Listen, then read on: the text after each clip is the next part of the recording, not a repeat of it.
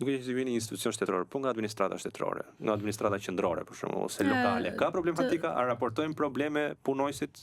Po patjetër, edhe janë pjesë e sepse dhe aty ka marrëdhënie pune normalisht. E para duhet ta sqarojmë që në administratën shtetërore kemi dy ligje që rregullojnë marrëdhëniet e punës. Kemi kodin e punës, por kemi edhe ligjin për nënpunësinë civil. Po. Personat që janë të rregulluar me ligjin nënpunësi civil, që rregullohen me ligjin për nënpunësinë civil, nuk i trajton Inspektorati i Punës. Po. Sepse këta gëzojnë status tjetër dhe nuk janë... Jo, sepse marrëdhënia e tyre rregullohet sipas atij ligji. Okay. Dhe këto kanë komisionerin për nënpunësinë civil. Ndërkohë, Kodi i punës, çfarë pjesë e administratës rregullohet me kodin e punës, ku baza e kontratat e punës lidhen me bazë kodi i punës, është Inspektorati i Punës. Ai që adresohen. Dhe nuk është pak administratë që rregullohet dhe me kod të punë.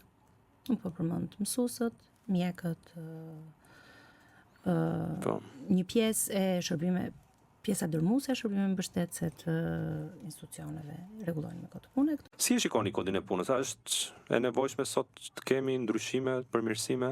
Kapitulli 19 në procesin e integrimit i dedikohet punësimit dhe politikave sociale dhe është marrë në analizë të hollësishme nen për nen çdo dispozite e kodit të punës dhe gjithë legjislacionit të punës të tjetër. Dhe për të vërtetës, një rezultante është që ka një parafrim të mirë të dispozitave europiane. Sigurisht ato detyruese. Ka nevojë edhe të përmirësohet, por që ka një përmbushje, ka një transpozim të direktivave të thëna. Problemi është që kodi i punës, e kjo parë në këndvështrimin individual, tashmë si individ, jo si përfaqësuesja e institucionit, apo ka pasur disa ndryshime nga 95-a kur u votua për të parë kodi i punës.